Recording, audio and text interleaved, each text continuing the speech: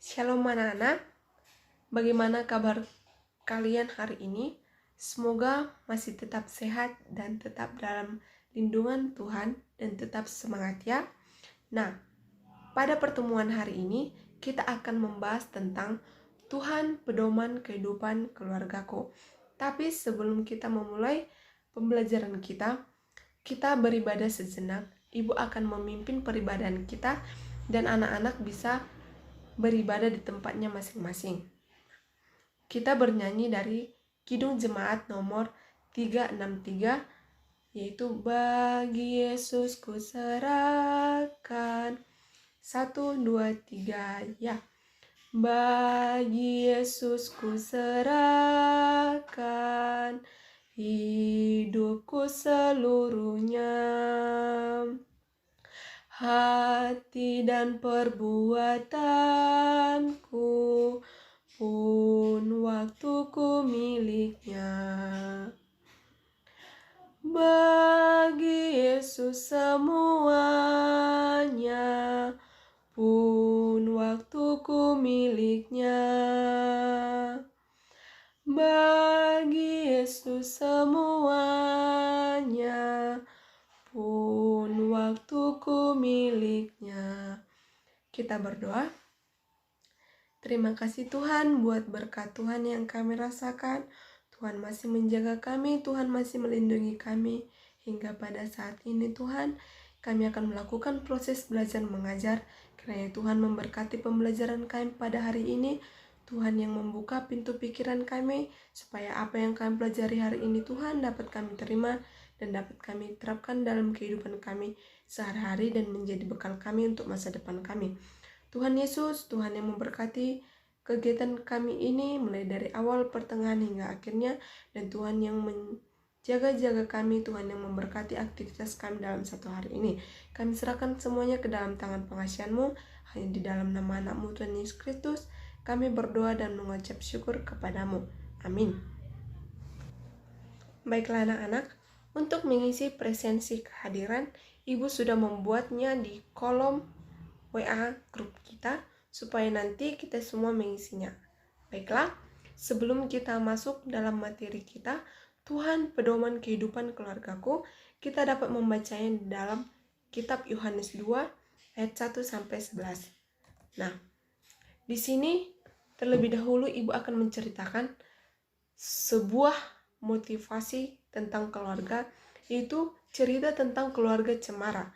Nah, film ini merupakan film yang sudah sangat lama, itu terbitnya itu tahun 90-an, dan tahun terakhir terbit itu sekitaran tahun 2005. Nah, mungkin anak-anak semuanya saat itu masih berusia sangat muda atau masih kecil. Nah, keluarga Cemara ini merupakan keluarga yang hidup sederhana, tetapi mereka sangat bahagia karena mereka hidup dengan damai. Tidak ada yang namanya kekerasan, tidak ada yang namanya kebencian. Dalam keluarga Cemara ini, orang tuanya itu bekerja sama untuk memenuhi kebutuhan keluarga, dan anak-anaknya tidak banyak mengeluh atas kesederhanaan mereka. Keluarga ini selalu menerapkan pendidikan untuk hidup disiplin, jujur, dan tidak banyak ngocehnya. Nah, banyak ajaran yang dapat kita terima dari cerminan cerita keluarga Cemara ini. Dan karena saking banyaknya, saking populernya cerita keluarga Cemara ini, ada sebuah lagu yang mencerminkan keluarga Cemara. Ibu akan memutarkannya. Nah, kita bisa mendengarkan lagu tentang keluarga Cemara tersebut sambil melakukan pembelajarannya anak-anak. Nah, dari cerita dan lagu keluarga Cemara ini, Ibu ingin bertanya kepada anak-anak semuanya. Yang pertama itu, apa arti keluarga menurut anak-anak sekalian? Ya, bagus sekali. Keluarga itu merupakan kelompok yang paling kecil atau unit yang paling kecil di dalam masyarakat.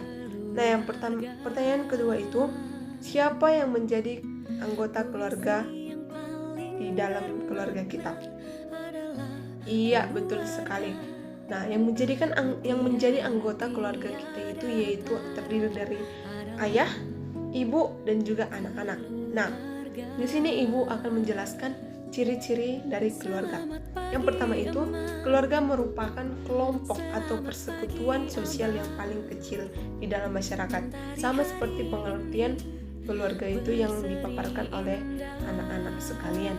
Nah, ciri yang kedua itu adalah keluarga terbentuk apabila ada ikatan darah, perkawinan, atau adopsi. Nah, maksudnya di sini itu keluarga itu apabila ada ikatan darah, yaitu misalnya ibu mempunyai seorang adik. Nah, adik ibu itu merupakan keluarga ibu karena dia itu merupakan adik ibu dan kami memiliki ikatan darah. Nah, perkawinan itu dapat membentuk sebuah keluarga di mana satu laki-laki dan satu perempuan yang menyatu dan akan membentuk sebuah keluarga. Nah, yang bentuk dari adopsi itu merupakan misalnya seperti ini. Ada sepasang kekasih yang tidak memiliki anak dan mereka berinisiatif untuk mengadopsi anak, dan otomatis anak tersebut akan menjadi satu keluarga dengan orang tua yang mengadopsinya. Nah, bentuk yang ketiga itu adalah keluarga merupakan suatu persekutuan yang berawal dari dua orang yang berbeda jenis kelamin yang diikat dalam ikatan pernikahan, sama seperti yang kedua tadi. Keluarga terbentuk apabila ada perkawinan. Nah, di sini ada juga bentuk dari keluarga, yaitu yang pertama itu keluarga inti atau basic family.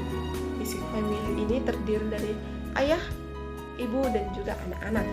Nah, bentuk yang kedua itu yaitu keluarga besar atau consequent family.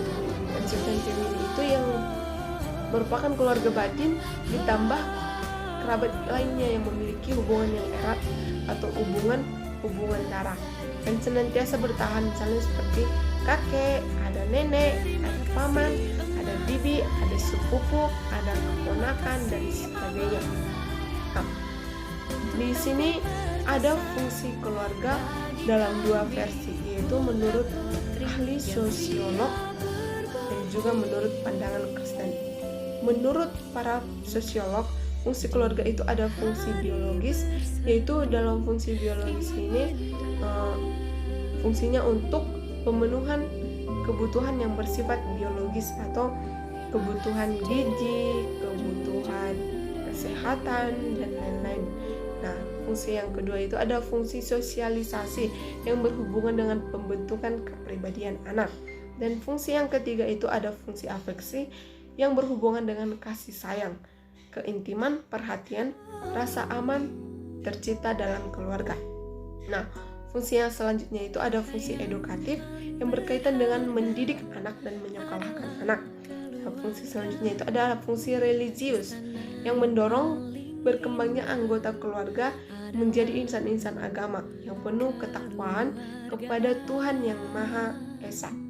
Fungsi selanjutnya itu ada fungsi protektif, yaitu fungsi yang memberikan tempat nyaman bagi anggota keluarga dan memberikan perlindungan secara fisik, ekonomis maupun psikologi. Nah, fungsi selanjutnya itu ada fungsi rekreatif yang bertujuan untuk memberikan suasana segar, gembira dalam lingkungan keluarga. Nah, yang selanjutnya itu ada fungsi ekonomis yang berkaitan dengan penghasilan orang tua dalam pemenuhan kebutuhan anaknya, pemenuhan kebutuhan keluarga. Nah, fungsi selanjutnya itu ada fungsi status sosial, di mana kedudukan atau status yang diwariskan kepada anak-anaknya. Nah, dilihat dari fungsi menurut iman Kristen atau sudut pandang iman Kristen, fungsi keluarga itu ada sebagai teman sekerja Allah dalam mengelola alam semesta dan segala isinya. Kita dapat membukanya dalam Kejadian 1 ayat 28. Mari kita sama-sama membacakannya. Baiklah, kita akan sama-sama membacakannya. Kejadian 1 ayat 28. Bunyi firman Tuhan kita bacakan bersama-sama. 1, 2, 3, ya. Allah memberkati mereka, lalu Allah berfirman kepada mereka, beranak cuculah dan bertambah banyak, penuhilah bumi dan taklukkanlah itu, berkuasalah atas ikan-ikan di laut dan burung-burung di udara, dan atas segala binatang yang merayap di bumi. Demikian isi firman Tuhan. Nah, fungsi yang kedua itu yaitu sebagai lembaga pendidikan utama dan yang pertama. Kita bisa membacanya itu dalam Ulangan 6 ayat 4-9. Nah, artinya di sini keluarga itu merupakan lembaga yang pertama setelah kita lahir, di mana kita itu mendapatkan pendidikan pertama. Pendidikan pertama yang diberikan oleh ayah dan ibu atau keluarga yang lainnya.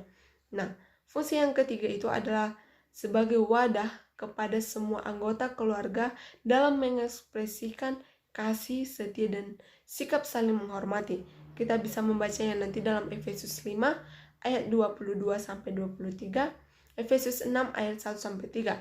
Nah, setiap anggota keluarga menciptakan lingkungan dalam keluarga yang harmonis dengan menghayati dan melakukan ajaran-ajaran Kristiani sehingga dapat terpancar dalam lingkungan masyarakat yang luas.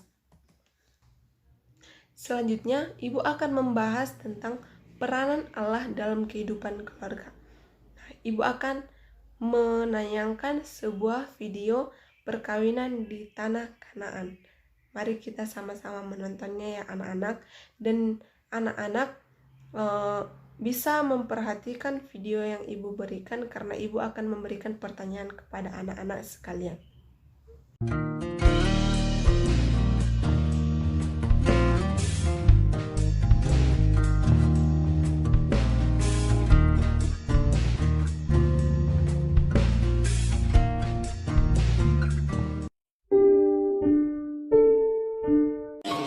Yesus dan murid-muridnya berangkat ke Galilea. Pada hari ketiga, ada perkawinan di Kana yang di Galilea.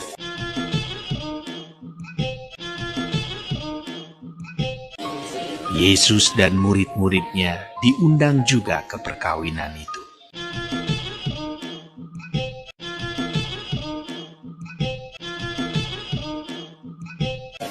Dan ibu Yesus ada di situ.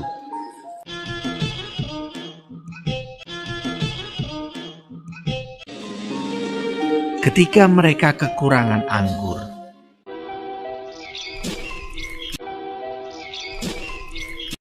ibu Yesus berkata kepadanya, "Mereka kehabisan anggur."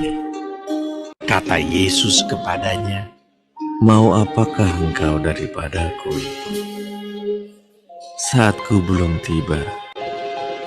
Tetapi ibu Yesus berkata kepada pelayan-pelayan, "Apa yang dikatakan kepadamu, buatlah itu." Di situ ada 6 tempayan yang disediakan untuk pembasuhan menurut adat orang Yahudi. Masing-masing isinya 2-3 buyung. Yesus berkata kepada pelayan-pelayan itu, Isilah tempayan-tempayan itu penuh dengan air. dan mereka pun mengisinya sampai penuh. Lalu kata Yesus kepada mereka, Sekarang cedoklah dan bawalah kepada pemimpin pesta. Lalu mereka pun membawanya. Setelah pemimpin pesta itu mengecap air yang telah menjadi anggur itu, dan ia tidak tahu dari mana datangnya, tetapi pelayan-pelayan yang mencedok air itu mengetahuinya. Ia memanggil mempelai laki-laki dan berkata kepadanya, Setiap orang menghidangkan anggur yang baik dahulu, dan sesudah orang puas minum, barulah yang kurang baik. Akan tetapi, engkau menyimpan anggur yang baik sampai sekarang. hal itu dibuat Yesus di Kana yang di Galilea sebagai yang pertama dari tanda-tandanya. Dan dengan itu ia telah menyatakan kemuliaannya, dan murid-muridnya percaya kepadanya. Sesudah itu, Yesus pergi ke Kapernaum, bersama-sama dengan ibunya dan saudara-saudaranya dan murid-muridnya, dan mereka tinggal di situ hanya beberapa hari saja. Baiklah, dari video tersebut ibu akan bertanya, apa yang terjadi di dalam perkawinan di Kanaan itu, atau seperti ini pertanyaannya, bagaimana peranan Tuhan dalam perkawinan di Kanaan tersebut? Ya, ada yang bisa menjawabnya? Ya, betul sekali. Nah, dalam perkawinan di Kanaan tersebut ada pesta perkawinan di mana mereka kehabisan anggur. Mereka bingung harus mencari anggur dari mana, karena anggur merupakan minuman yang paling diminati di tanah Kanaan. Nah, pada saat itu mereka bingung harus mencari anggur kemana, sedangkan orang atau tamu dalam pesta itu semakin banyak yang datang. Nah, lalu Tuhan ikut campur tangan dalam pesta tersebut, dan Tuhan memerintahkan supaya pelayan-pelayan yang ada di pesta itu mengumpulkan air dalam wadah anggur tersebut. Nah, dari hasil air yang dikumpulkannya itu, Tuhan memberkati air itu berubah menjadi anggur yang sangat lezat. Nah, dari situ penyertaan Tuhan itu sangat nampak, di mana Tuhan membantu pesta itu supaya berjalan dengan lancar. Nah, pertanyaan ibu selanjutnya itu, coba anak-anak sebutkan ayat Alkitab tentang pernikahan. Ada yang tahu? Iya, betul sekali. Ayat yang menjadi ayat Alkitab sebagai pedoman tentang pernikahan itu ada dalam Kejadian 2 ayat 24. Baiklah, mari kita sama-sama membacakannya. Kejadian 2 ayat 24. Nah, begini firman Tuhan, 1, 2, 3 ya. Sebab itu seorang laki-laki akan meninggalkan ayahnya dan ibunya dan bersatu dengan istrinya, sehingga keduanya menjadi satu daging. Nah, demikian firman Tuhan. Nah, ibu juga akan menjelaskan Allah dan keluargaku. Pentingnya peranan keluarga Kristen itu antara lainnya itu, yang pertama, keluarga itu sebagai pusat pembentukan kehidupan rohani. Yang kedua itu, keluarga itu sebagai tempat bernaung kudus. Ya, maksudnya itu merupakan keluarga itu berperan dalam tindakan kasih dan penyelamat Allah yang terus-menerus berlanjut. Nah, yang ketiga itu, keluarga yang mencerminkan kasih Allah secara holistik, baik fisik, mental, emosional, sosial, spiritual, rohani, dan pada anggotanya.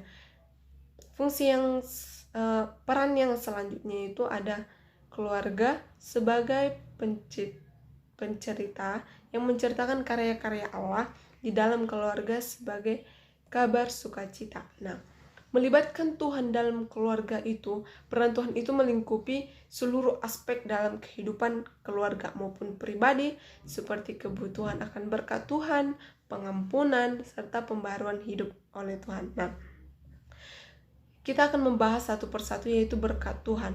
Berkat Tuhan juga meliputi kesehatan, sukacita, damai sejahtera, kemenangan, umur yang panjang, kebahagiaan, dan sebagainya. Berkat Tuhan itu merupakan bentuk penyertaan Tuhan seperti yang dijanjikan dalam Alkitab, seperti orang-orang yang berkenan kepadanya. Contohnya itu Abraham yang diberkati Tuhan dalam segala hal. Kita dapat membacanya nanti dalam Kejadian 24 ayat 1. Nah, yang selanjutnya itu ada pengampunan Tuhan. Pengampunan adalah suatu yang sangat indah karena selalu membawa kedamaian. Nah, keharmonisan menumbuhkan persekutuan dan hubungan yang sangat baik dengan sesama, sehingga pengampunan ini menjadi salah satu kekhasan keluarga Kristen yang menjadikan Tuhan sebagai pedoman kehidupan keluarga. Nah, yang selanjutnya itu adalah pembaruan Tuhan. Sering disebut dalam kekristenan itu yaitu hidup baru, keluarga yang hidup baru. Artinya itu manusia memulai kehidupan yang lebih baik dan berarti di dalam Kristus. Kristus masuk dan berdiam di dalam kehidupan manusia yang baru, yang tidak sama dengan kehidupan yang lama. Pembaruan oleh Tuhan ini dalam keluarga kita rasakan dalam arah dan tujuan kehidupan keluarga yang sesuai dengan apa yang dikehendaki oleh Tuhan. Nah, sampai sini ada yang mau ditanya anak-anak? Baiklah, kalau tidak ada yang ingin bertanya, jadi keluarga Kristen itu merupakan keluarga yang mencerminkan kehidupan yang dilandasi oleh kasih dan sikap takut akan Tuhan. Keluarga berperan sebagai pusat pembentukan kepribadian anggota keluarga secara holistik, fisik, mental, psikis, spiritual, dan sosial, serta menjadi perpanjangan tangan Tuhan dalam menjaga semesta alam. Nah, yang selanjutnya itu keluarga Kristen yang menjadikan Kristus sebagai pedoman dan sebagai kepala keluarga, berarti menjadikan seluruh ajaran Tuhan Yesus sebagai acuan hidup berkeluarga yang akan membawa kesaksian bagi masyarakat. Nah, sebelum menutup pembelajaran kita, Ibu ada tugas untuk anak-anak kerjakan di rumah, yaitu silakan diambil pulpen dan bukunya, tulis soalnya. Yang pertama, ceritakanlah peran Tuhan yang kamu rasakan dalam kehidupan keluargamu. Itu soal yang pertama. Dan soal yang kedua itu, berikan contoh ajaran Tuhan yang menjadi acuan atau teladan bagi keluargamu. Oke, demikian pembelajaran kita hari ini. Tugasnya itu dikerjakan dalam bentuk artikel ya anak-anak, dan dikumpulkan melalui grup WA kita. Nah, untuk menutup pembelajaran kita ini, Ibu akan memimpinnya di dalam doa. Mari kita bersatu di dalam doa. Terima kasih Tuhan Yesus yang baik, kami telah selesai melakukan proses belajar mengajar kami. Kiranya Tuhan yang memberkati pembelajaran kami ini Tuhan, supaya menjadi bekal dalam kehidupan kami. Tuhan Yesus, aktivitas kami selanjutnya Tuhan kami serahkan ke dalam tangan pengasihan-Mu. Mari Tuhan yang menjaga-jaga kami. Di dalam nama anak-Mu Tuhan Yesus Kristus, Juru Selamat kami yang hidup. Amin. Oke, demikian pembelajaran kita untuk hari ini. Jangan lupa jaga kesehatannya dengan memakai masker, cuci tangan, dan jaga jarak. Semoga Tuhan Yesus selalu memberkati. Shalom.